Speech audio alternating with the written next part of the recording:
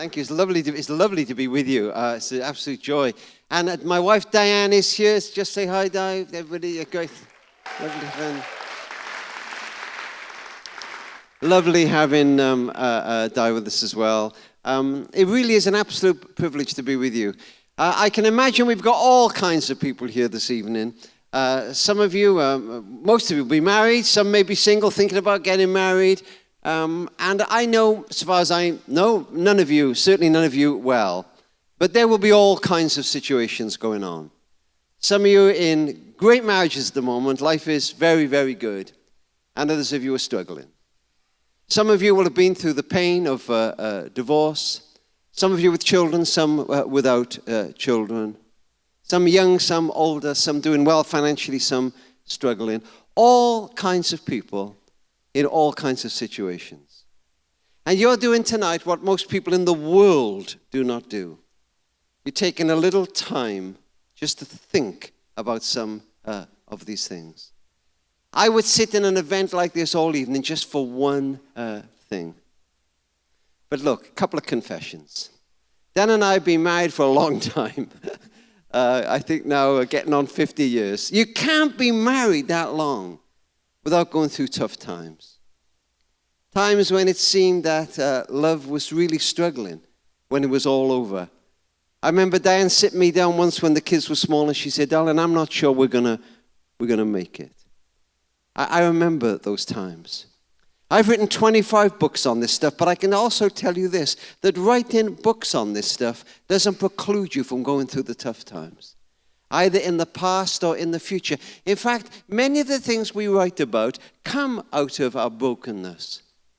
I was telling somebody earlier on, I was talking to 20 volunteers for Care for the Family the other day, and I said, look, if you've got a perfect marriage and you resent being here, you could be walking in the moonlight somewhere, and you've got 3 perfect children, and they say they pocket money for Shakespeare study guides, and they complain that church services aren't long enough, and you can't wait to share your gems with the world, you're probably not our kind of person, forgive me, but we need those who've cried a bit. We need those who sense their own vulnerability. And there will be all kinds of people here tonight. Someone here tonight is a husband and you've been dragged here by your wife. If we went outside, we'd see the heel marks where you bravely fought the last 50 meters. But you're welcome. You're not going to die. Nobody's going to kill you. Thanks for coming. We're together for this brief moment. But I have spoken to a lot of people about this stuff. I spoke to 1 million people in live events all over the world, in jungles, in concert halls in Sydney, New York, and Uganda, all over the world. And I'm telling you, all over the world, people want to know this. This is not just me. People can often find their own answers. And you know what? There are no easy answers. I work in Care for the Family. I've worked there now for all those years. I know there are no easy answers. But what most people want to know, above all, is we are not alone. We are not the only couple going through this. You know, we live in a strange society. We live in a society where there is more communication than ever. We've got iPads and mobile phones and I don't know what else and the World Wide Web, and yet many of our families live in total isolation. If Diane wants to really drive me crazy, and she does it sometimes, on a Saturday afternoon she'll drag me to a local reclamation yard. I'm meant to be watching Cardiff City. It's marginally better than watching Cardiff City. And I'm going around this reclamation yard some time ago, and I know what's going to happen. You know, there are old tiles and old fire grates and old bits of this and that there. And I know what's going to happen. We're going to buy a concrete statue of an angel or something. And we're going to put it in our garage. And one day we're going to say, well, should we put it in the garden? And Dan will say, no, I don't like it so much now. And eventually we'll try to sell it to a reclamation yard. I know how these things work. So I'm going around this reclamation yard and I'm grumpy. I'm kicking a can and suddenly I turn a corner and there are hundreds of front doors of houses. Big doors and small doors. And red doors and blue doors. And a tiny door off a council house and a big door off a castle. And one still has a key in it. And I say to Diane, darling, look at these doors. What stories could these doors tell? And all our doors are here today, with all our stories behind them.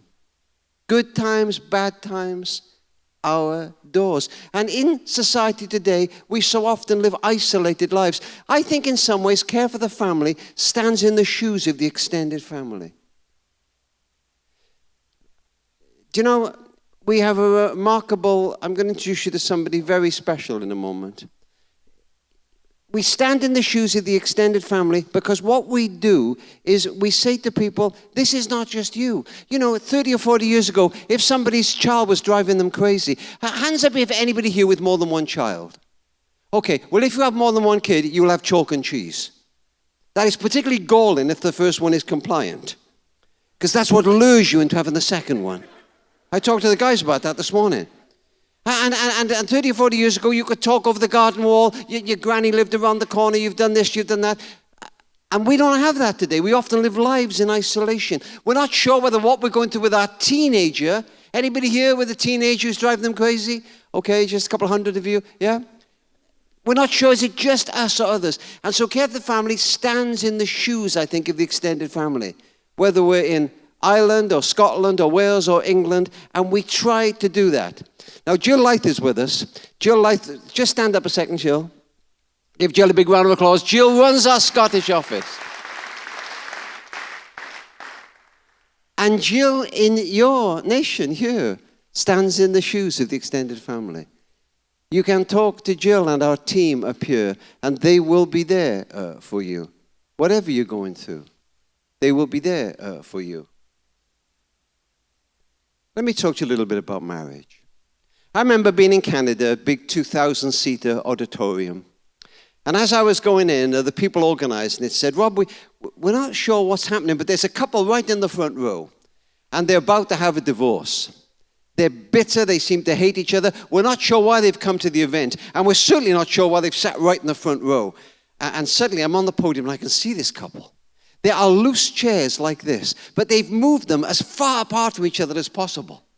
They look as though they hate each other. Frankly, they look as though they hate me. I can almost feel air conditioning coming off them towards me. When other people went out for coffee in the break, they stayed there immobile. They didn't look at each other. They didn't speak a word. The event began at 7:30. At 9:45, he suddenly reached out and took her hand. I watched as she pulled her hand back and then kept watching as she put her hand over his hand. I tell you, I could hardly finish the seminar. I'm watching those hands. And somebody said to me at the end of the evening, are you about to tell us that a touch saved their marriage? Well, no. But I'm telling you this, and I don't really understand this. I've seen marriages go down in spirals over the years. Sometimes not big things, not sexual abuse, not violence, not the affair, not just 1,000 tiny hurts that never did get resolved. Just go down in a spiral over the years. And sometimes the tiniest thing can kick the bottom of that spiral. Sometimes the tiniest thing, and just begin the process of that spiral going up again. I hope that if you're struggling tonight, you might begin to find that one thing. Anybody heard of a little tour we've done, a little book we've written called The Wisdom House? Any of you come across that little book? Yeah, one or two of you. Well, you notice what speakers do? The speakers do that. When no one puts their hands up, they say one or two of you. No, I'm joking. I got 5 grandchildren. I like being a grandparent. Ian and I were talking about it. We both agreed if we'd known grandkids were so much fun, we'd have had them first. Do you know why grandchildren and grandparents get along so well? Come here. They've got a common enemy. And just after Jackson was born, that was our 4th, he was born about 11 o'clock on a Saturday night. And on the Sunday morning, I'd not seen this little boy. And I'm shaving, and I've not seen him. And suddenly my phone pings. And suddenly there's a photograph of Jackson. I think, My's a handsome little boy. He's got my eyes. At least they would be my eyes if they were open. But I imagined that they were my eyes. And I don't know why, but I suddenly had this incredible desire to write little Jackson a letter. to welcome him to the world, to share with him some lessons I'd learned from people far brighter than I, and a couple I'd learned myself the very hard way. And when I finished writing Jackson, I remembered something. When I was a little boy, my mum could not read or write very well, but she was one of the wisest women I've ever known. And when I was a little boy, she used to tell me a story of a land far away. And as people got older, they would write a life lesson on a scroll. And they'd keep those scrolls in a hut in the center of the village. And every so often, the elders would gather people around, and they'd read those life lessons to them. They called that place the Wisdom House. And I wanted to create a wisdom house for my grandchildren. So I wrote this book called The Wisdom House. I shared with them lessons. I imagined that on some rainy day, long after I'm gone, they might pull this out and begin to read it. And then someone said, we should take this on tour. Well, perhaps we'll be coming to Aberdeen with it, but I do this kind of one-man show. And on stage, we set up my study. In my study, I've got 2 big old armchairs. I sit in the one to the right of the fireplace. And the other armchair's over there. And in my mind's eye, I imagine my 5 grandchildren, not as the little ones they are now, but as grown men and women sitting in that other chair. Perhaps somebody had broken their heart. Perhaps somebody had trod all over their dreams. Perhaps they were tired of trying to be somebody just to please somebody else they couldn't be anymore. And we would talk long into the night. And when we do the show, they come in one by one. And I'm going to try and give you a little bit of it now, because one bit of it is to do with marriage. But you've got to have a great imagination. Okay, so can you imagine? This is my study. There's a chair just there. Let me do Harry first for 2 minutes. I'll do Harry first just for 2 minutes. A little bit of the Harry one. Well, Harry, nice to see you. Look at you now. 24 years old, my word, Harry. Harry, take a seat. Harry, I understand you've got a difficult person in your office. Oh, I'm sorry, Harry. You know, we've all got difficult people in our lives. They're in our universities, our colleges, sometimes even our churches. Why, Harry, I'll bet even some of the good folk in Aberdeen have got a difficult person in their life. Why don't we ask them? Put up your hands if you've got a difficult person in your life. Oh, some of you obviously sat next to your difficult person. I didn't want to embarrass you. Harry, they're always with us. You know, Harry, I was reading the history of the railroad some years ago, and hundreds of years ago, one young surveyor noticed something about trains. It was the last carriage on a train that was normally involved in accidents.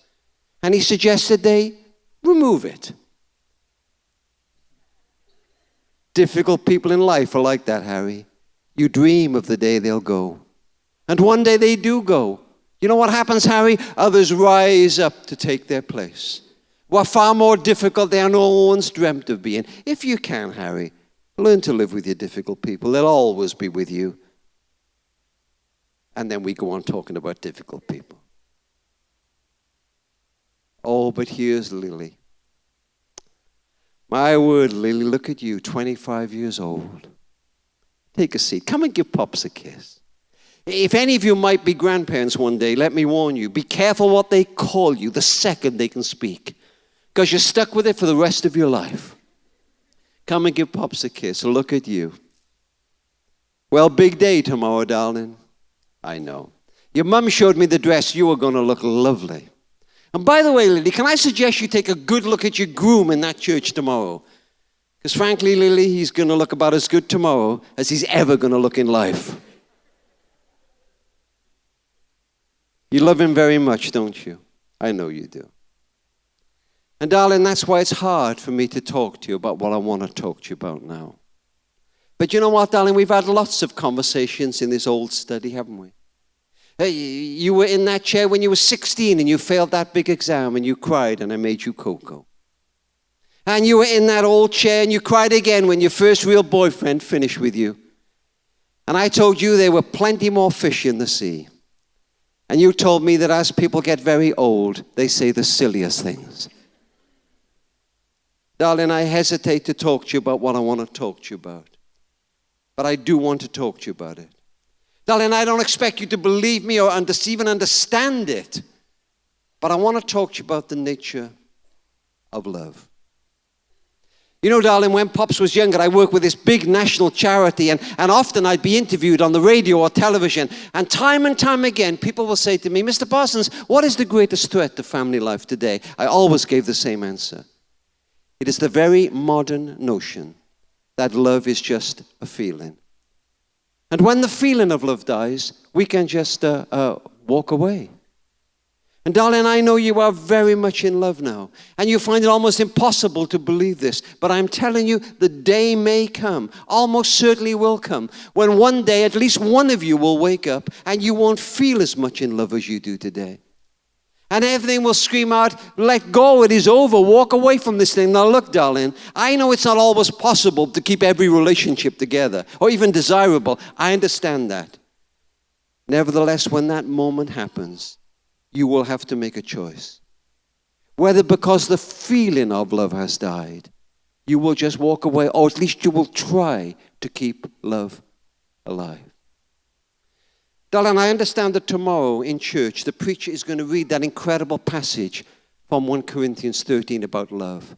Listen as he reads it. You will hear almost nothing about feelings. This is a love that does things.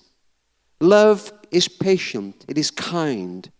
It does not envy, it does not boast, it is not proud, it is not rude, it is not self-seeking, it is not easily angered, it keeps no record of wrongs. This is a love that does things. You know, I go to write my books in an old cottage overlooking Carmarthen Bay in West Wales. And some years ago, darling, I was on that beach, walking down the beach. I was taking a break from writing. It was a beautiful summer's day. The sun was shining, the sea was glistening. In fact, the sea looked as though somebody had taken 1,000,000 diamonds and scattered them across its surface. And as I'm walking back to the old cottage, there's a fisherman there. And I say, it's idyllic, isn't it? I don't know whether he was always grumpy or just tired of tourists that day. But he said to me, you should see it in January. And darling, as I walked on the beach the next day, the sun was equally lovely, and the sand and the hills. But I felt them whisper to me, would you love us in January? January love comes to every relationship. This is not the heat of summer. This is hard. This is the winter. And we have to see, is it possible for our love to come through the frost again? This is January love. I remember counseling a young couple. They came into my office some time ago, and they come in. She is cradling a little girl of 6 months old. I say to this young man, why are you leaving your wife and your little girl? He said, because I don't feel in love anymore. When we got married, I was so in love, but I don't feel like that anymore. And I say, did nobody tell you that the feelings of love go up and down? Did nobody tell you sometimes you have to love not just with the heart, but with the will? Did nobody ever tell you about January love? He said, no, nobody told me that. And I look at this little girl. She's 6 months old. And the first man in her life is about to walk out on her forever. And nobody told him that.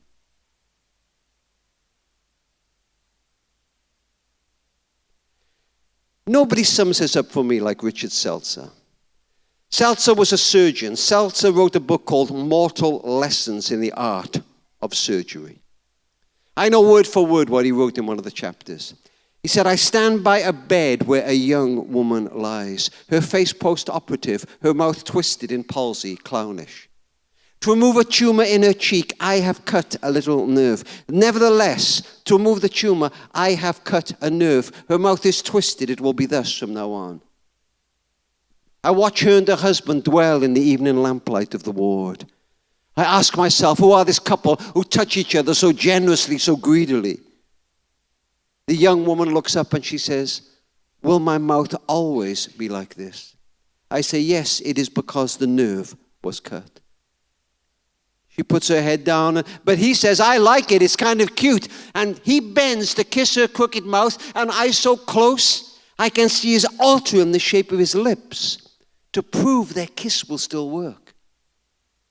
And I remember that in ancient times, the gods appeared as men. And I hold my breath. and let the wonder in. Darling, that young man wasn't a god. But he was saying something like this to himself. When I married you, you looked like this, you were beautiful, and I know that you would like to look like that now, but I will love you. And darling Lily, and ladies and gentlemen, there will come a time in all our relationships where those we love do become unattractive to us, at least for a time, intellectually, emotionally, physically. And we are called at that time, if we can, to alter the shape of our lips to see if it's possible that the kiss can still work.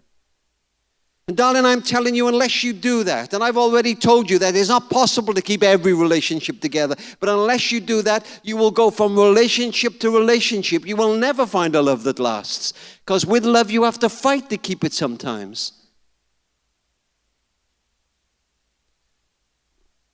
One of the most popular books in the English language is Captain Corelli's Mandolin. It's the story of the young girl Pelagia who falls in love with the dashing Italian army captain, Captain Corelli, on the island of Kefalonia in the Second World War. Her old father is the doctor, Dr. Inanis, and he wants to give his daughter some advice on love. Come and sit in the front row. Just in case you think I've gone crazy, I'm imagining my granddaughter sat here and I'm talking to her. Just in case you think I've totally flipped. Is that all right? Yeah. And that happened to me not long ago, actually, and they carted me off near the end. And Dr. Inanis is giving his daughter some advice on love. Now, look, Lily, it gets a bit saucy near the end. But I'm an old man and you're a young woman, so we'll get through it. When you fall in love, it is a temporary madness. It erupts like an earthquake. And then it subsides. And when it subsides, you have to make a decision. You have to work out whether your roots are to become so entwined together. It is inconceivable that you should ever part, because this is what love is. Love is not breathlessness. It is not excitement. It is not lying awake imagining he is kissing every part of your body, for that is just being in love, which any of us can convince ourselves we are. Love itself is what is left over when being in love has burned away. Darling, if you let me make a speech tomorrow, I'll do okay. I used to do lots of that stuff years ago. Oh, I'll lose my glasses and my place, but I'll do okay for you. But I will cry. Now give me another kiss and I'll see you later. That's a little excerpt from the Wisdom House. Somewhere in this auditorium is somebody, and you don't feel in love. And you are wondering whether it is all over. And all I would say to you is I would almost say every couple goes through that. This is not just you. This is the January of your love. And time again, I discover the most incredible thing, that couples do discover a love they thought was gone forever. It's not always possible, I keep saying that. But they discover a love they thought was gone forever. And sometimes they thought, oh, we can't believe that we could have lost that so easily. And all I would say to you is, if you can, see if it's possible to change the shape of your lips to see whether the kiss will still work.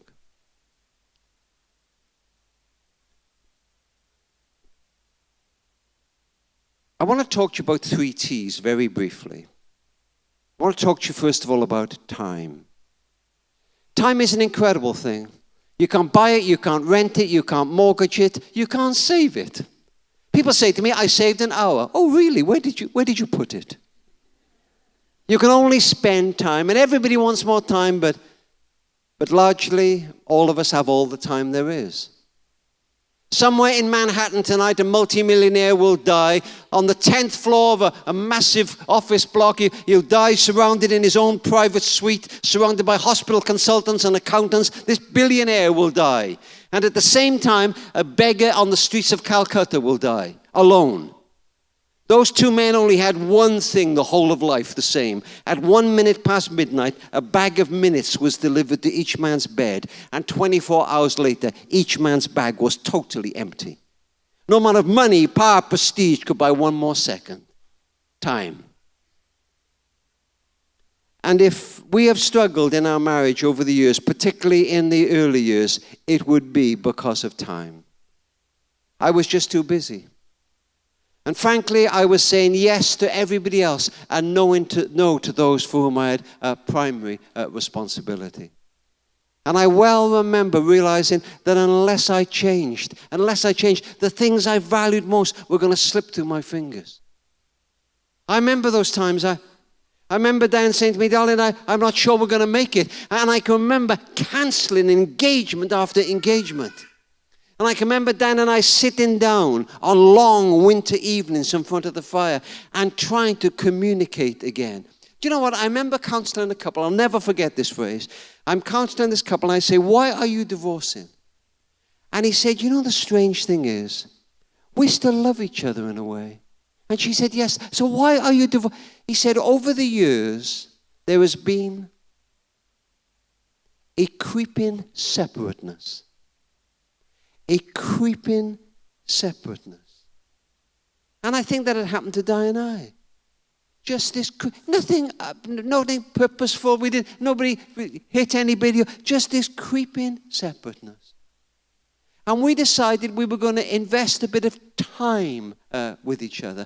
Do you know, ladies and gentlemen, there are marriages of 20 years plus. And in all that time, they have now 20 minutes where they've sat in a quiet room and listened to each other. Darling, tell me your hopes. Tell me your fears. Tell me your dreams. Tell me what about me drives you crazy. Can I share one or two things about you that bother me? Not 20 minutes in 20 years. But we can't exist like that. And to be honest, for Di and I think every so often we have to keep coming back to that. But I remember those long winter evenings. I remember struggling to learn to communicate again. It's almost like learning to play the piano. You start to row. You know the problem with some marriages? It's not they row too much. They don't row enough. The problem sometimes is not rowing. It's not getting it out. The problem is we hoard it. We keep it in. I was better with words then. I say then because I don't think I'm better with words now. Dan seems to have caught up remarkably. But I was better with words then. I was a lawyer and Diane would often say, oh, you always win the argument. And I did always win the argument in those days. And I'd stalk out of the kitchen and my brilliant rhetoric had brought me out on top again. Had it? And I would say to you, if you're good with words, lose a few arguments. Bite your lip sometimes. Because that other person has so much they want to say. But they may not have your words to say it. But those things in them won't go away. They will come out one day. And if only we could be a fly on the wall and see sometimes what we have left. And I remember Diane and I spending time almost learning to communicate again. Almost learning to spend time and talk to each other. I can remember sitting down and saying, well, what do you want to talk about? And she said, well, you go first. I said, no, you go first. I said, no, you go first. She said, okay. I'd like to talk about your mother. So what do you mean you want to talk about my mother? She said, I think I hate your mother. I said, what do you mean you hate my mother? Well, she said, I think I hate your mother. Ladies and gentlemen, my mother was great. I miss my mother. But you know what? When we got married, I tried to keep two women going.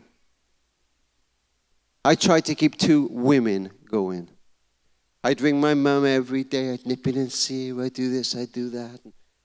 And you know what? It wasn't that those things were bad in themselves. But when I began to do what the Bible says to do, that you leave your mother and father and you join to your husband and wife. When I put both those women in their right position, boy, they got on better together. But it took time to talk about those things. Investment of time. And it's always difficult to do. I remember a friend of mine, he was going through a very tough time, almost about to have a divorce. And they put out every Thursday night as their night. They called it their date night. There's no point ringing him that night. This was their night to spend time with each other. And I would commend it to you to learn to communicate again, to listen to each other. And if you start having a bit of conflict, the basic rules of conflict are quite simple. Don't attack somebody's person. You can say to your wife, how come you missed Jack's dental appointment again? You'll get away with that, but you won't get away with, you are such a lousy wife and mother. You won't get over saying to Jack, you know what, you always do this, you always do that. Don't use phrases like that. Allow someone to speak, to say what's on their heart, to listen. And look in their eyes. You know, the greatest compliment you can pay another person is to look in their eyes when they're talking to you. Do you remember when you first fell in love? You didn't find that difficult, did you? Love does things. Love does things. It looks in someone's eyes because that matters to them. It reaches out. It touches again. This is not all about us. The opening words of that incredible book, The Purpose-Driven Life, are these. It's not all about you. In your marriage, it's not about what you want. It's not all about what you want. And love reaches out. You look into someone's eyes when you speak to them. You give them dignity. I remember those years time and time again as we spoke. Let me tell you something that happened to us shortly after that time. We got through that time, and I was due to come to Scotland, actually, to speak to about 300 doctors and social workers on the issue of the family. I was sharing the platform with a theologian. And about 6 weeks before I was coming up here, Diane said to me, darling, why don't I say something? I said, darling, you've never ever spoken in public. How would you do it? She said, I think I'll be fine. Why don't you ring the organizers up and see if I can say something? So I rang the organizers up of this big conference and said, look, could my wife speak for 10 or 15 minutes? Bring some practical application of family life. Of course, but I didn't tell them she'd never spoken in public. And I get there, and the theologian speaks for 3/4 an hour on the theology of the family. I speak for half an hour because Dan had nicked 15 of my minutes. And then I say, now, ladies and gentlemen, would you welcome my wife, Diane? And they clap, but I had no idea what she was going to say. Pretty brave of me, wasn't it?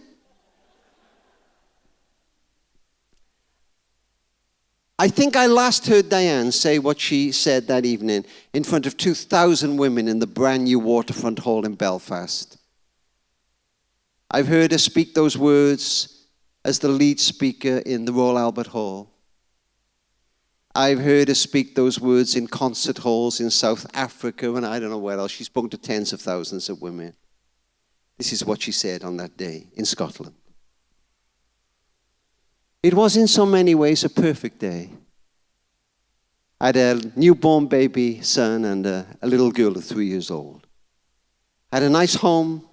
The sun was streaming through the bedroom curtains on that autumn day. Lying next to me was my husband who loved me. The only problem was I just whispered to Rob, darling, I don't think I can cope anymore. Would you take Katie to nursery today? Ladies and gentlemen, I remember Diane saying those words as though it were yesterday. And I said, sure, I'll take Katie to nursery today. But if I thought that was going to be over that day, that week, that month, that year, I was wrong. Those words ushered in years of darkness for Di and I. Di's immune system crashed. She had a period of a little bit of depressive illness after that. And a couple of years later, she wasn't well, and she said to me, Rob, do you think the leaders at church would allow us to have a little group in our home for people who were a bit broken? And I was involved in the leadership then, and they said, yeah, do it, Rob. And we called it For Strugglers. We had a strugglers group. And you came into that group if you were kind of a bit touched and you'd be a bit broken emotionally, or you'd lost your faith, or you're going through a tough time, or people crowded into our home. I will never forget saying to this very bright, atheistic young social worker, never forget saying to her, Jill, I'm sorry you haven't got a better example of Christians to look at now. We're going through a tough time at the moment. Oh, no, she said, you're fine. And I remember saying to Diane one night as we did the washing up afterwards, you know, I'm not sure Jill will ever come to Christ. It went on week after week after week like this. And then one night, at midnight, my phone rang by the side of my bed, and I picked it up. I was asleep. And she said, Rob, it's Jill. I said, oh, Jill, hi. She said, I'm sorry to ring so late, but I had to tell you something. I have met him. I said, what do you mean? She said, I was driving home over the mountain alone tonight, and suddenly I was filled with an incredible sense of forgiveness towards my family. His presence filled the car. My heart is physically hurting. She said, will it be like this tomorrow? I said, I don't know. You're very fortunate. It's never happened to me. Jill gave her life to Christ that night. Jill and Steve have served God for the last 40-odd years, whatever it is. And you know what Diane and I discovered? We discovered the sheer power of vulnerability. The sheer power of vulnerability, of sharing some of the things I've shared with you now, even mistakes about time. And then the tongue. If I could have discovered anything earlier, it would be the power of the tongue. The sheer power of the tongue. All over the world, I ask parents, what is the greatest gift a parent can give a child? And all over the world, parents give me the same answer. Love is the greatest gift a parent can give a child. And they're probably right. But there's another gift. And if this gift is not given, a child will never believe they are loved. It is the gift of acceptance. And so often it is linked to the tongue. Catherine Hill's our UK director. She's written lots of books as well. And 2 or 3 years ago, she was speaking at a big convention, Spring Harvest actually, and she was talking about the power of the tongue as when we speak to our children, the kind of things we say to them. And this woman came up to her afterwards, tears running down her face. Catherine, she said, thank you for what you've shared today, but should we have 3 children, and the 9-year-old is a joy, and the 5-year-old is wonderful, but we got this little girl of 7, and she drives us crazy. She's ruining our family life, and her name is Grace. But we call her Disgrace. And she said, I know I've done wrong. I'm going to stop doing it. I'm going to try to find that child doing something right. Our testing one was Lloyd. You know, for about 5 years, Dan and I thought we were brilliant parents. We gave other people negative advice where they were going wrong. It's not a good idea. Don't ever do that. If you have a compliant child and you've only got one, keep your mouth shut. Because you know what happens? You make heaven cross. And you know what happens when you make heaven cross? There's a little committee up there. And they decide the kind of kid they're going to send you next time. And when they see an arrogant parent with a compliant child, they say, have we got any of those other kind left? Lloyd came into the world smoking a cigar. That little boy used to wake up every day of his young life with the same prayer on those tiny lips. Dear God, help me drive my mother crazy today. And every day God answered his prayer. He's grown now with kids of his own. God is still answering his prayer. And we sometimes got it wrong. We forgot to catch him doing something right. That kid had such a big heart. We forgot sometimes to say, Lord, you're an incredible friend. Lord, when I saw you buy a copy of Big Issue with your pocket money, I was proud of you. Son, when you walk into a room, you light it up. We forgot to catch him doing something right. And this woman says to Catherine, I'm going to stop calling her Disgrace, that silly name. We're going to begin putting positive things into her life. The year later, here comes this woman with a young woman by her side, young girl by her side. And she said, Catherine, it has changed our family life. The sheer power of words. The Bible talks about our words having the power of life or death. And guys, here's the fascinating thing. We can begin to change the way we speak as an act of the will. Don't just say, oh, he knows I'm just being sarcastic. It's only a game. No. Don't do that. decide today to begin saying positive things. You look nice in that. Thank you. What's your opinion of this? What shall we do? That you begin putting positive things into someone's life. The sheer power of words. And there's a woman in this auditorium now, right now, and she's saying in her heart, he could never change. It's all very well you saying that from up there, but he could never change. I'm getting old. I've been doing this for a long time. And I'm telling you, the one advantage in doing it is I know sometimes it can change. It's not easy, and it's not guaranteed, but it can change. Life doesn't have to be tomorrow as it was yesterday. We're not in this on our own. God can turn the water into wine. I'm not suggesting it's easy. I'm not suggesting there won't be ups and downs or tears, but I'm saying it doesn't have to be. The Bible has a remarkable verse in it. He can give you back the years the locust has eaten. And the Bible has so much to say about the power of the words we speak. Some years ago, Diane and I were taken by a guide into the Sinai desert. And he showed us a remarkable plant. This plant had learned to survive when the rains didn't come. And when the rains didn't come, it learned to die in sections. So half of it would die, but half of it would hang on. And then if the rain still didn't come, a half of that would die and a half of that, until there was just a stalk hanging on, waiting, hoping for the rains to come. And when the rain did come, there was a bulb on the end of the stalk, and the water made it explode seeds of life into the desert. Somewhere here is a man or woman, and you feel like that plant. You're dying for lack of appreciation. You're dying for somebody, a friend, a husband, a wife, a child even sometimes, to say to you something positive, to build something strong into your life. And we can do that to each other. We can be that for each other. The power of time and the power of the tongue and the power of touch.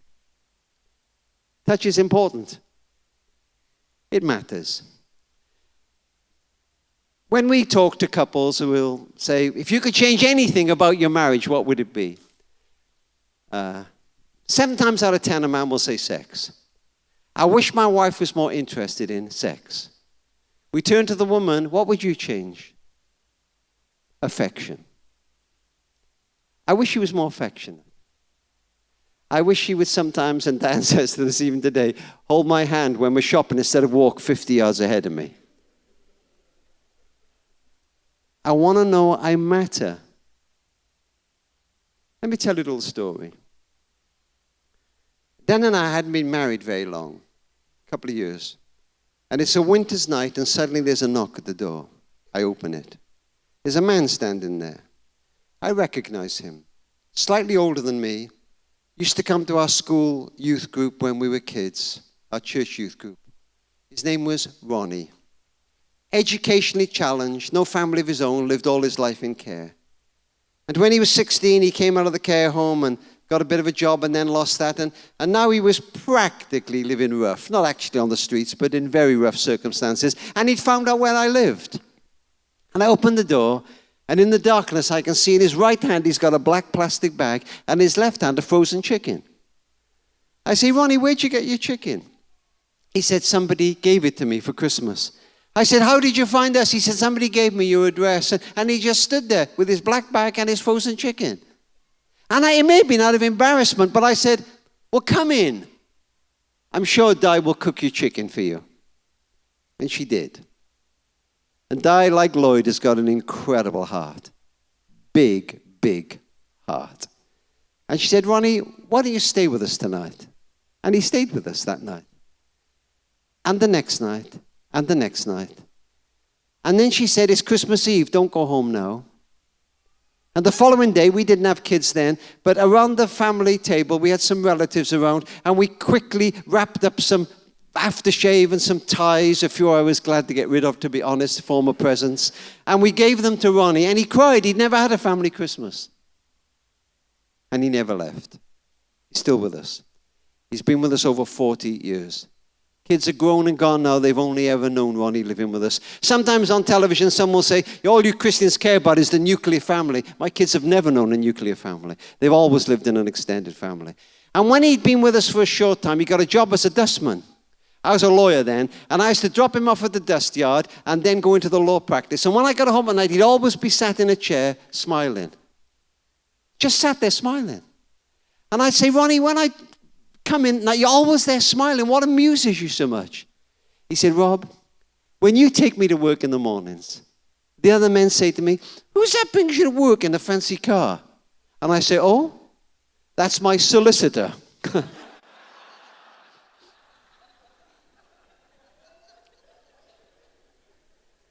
Ladies and gentlemen, it wasn't that fancy a car.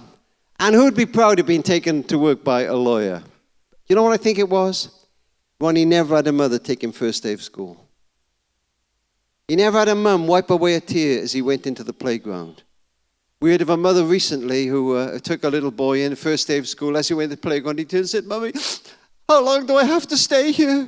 She said, till you're 16, dear. He thought he was coming home at 3:15. He never had that. Never had a dad say when he was 11, how'd it go in the big school today, son? And now he's a man and somebody's at the gate. We all need somebody at the gate. It's what we do in Care for the Family. And we need to be at the gate for each other. And I watched Diane with Ronnie now, and it hasn't been easy for her. She's been a combination of a friend, a sister, a mother, a matron, a headmistress. But she's made that man feel he matters. Ronnie, you matter. I remember him coming home once. He was no good at sport. He came home from the cricket match in church. And she said, are you in the team, Ronnie, I hear? He said, yes, I was. And she said, well, how did you do? He said, pretty good. 2 runs and almost a catch. Almost a catch. He believes he matters. Love begins to die in any relationship where we come to believe we don't matter anymore. We just don't matter anymore. And it's hard to have a good sexual relationship with somebody who we believe, to whom we don't matter anymore. It's hard. But the sexual relationship is not easy. It's not easy. In Care for the Family, we get lots of queries about this. In most marriages, one of the people will want generally sex more than the other. That's not uncommon. Often it will be the man, not always. And usually it is something of a negotiation. It is sometimes an act of the will sometimes, but it's an important part of marriage. It is an important part of marriage. But all kinds of couples go through tough times with it. And we're in a media storm where the sex is always fantastic. The beds are always perfectly made. The men are rough yet tender. The women always look incredible. And we feel the pressure. But most couples struggle at some time in that relationship. I got a letter some time ago. A woman wrote to me, said, I've just read in a magazine that most couples have sex 2.7 times a week. She said, we don't have sex anything like... I have no idea what the 0.7 is either, by the way. We don't have sex anything like that often. Are we abnormal? And the honest truth is, it doesn't much matter whether you have sex 2.7 times a week, 2.7 times a month, and if it's okay with both you, 2.7 times a year. What matters is that you both know that it matters to the other, and you look after each other. But I'm telling you this, if it does matter to one of you, it is worth working at it. It's still not easy, but it's worth working at it. We may be able to help you in that in Care for the Family. There is no shame in that. A book, a counselor. I can remember Dan and I sitting down some years ago with a counselor and being so helped in one area of our marriage. Sometimes you need somebody to come alongside. It matters. Of course, as you get older, guys, it changes a bit. Dan said to me the other day, darling, would you like to come upstairs and make love? I said, sweetheart, I can either do one thing or the other.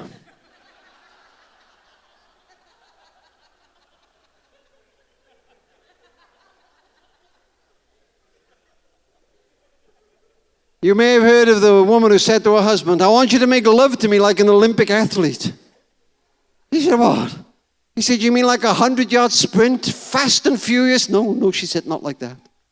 He said, well, you mean like a marathon runner, long and lingering? No, she said, not like that. He said, well, do you mean like a shot putter, bursting with energy? No, she said, not like that. She said, look, you want me to make love to you like an Olympic athlete? What do you want? She said, once every 4 years.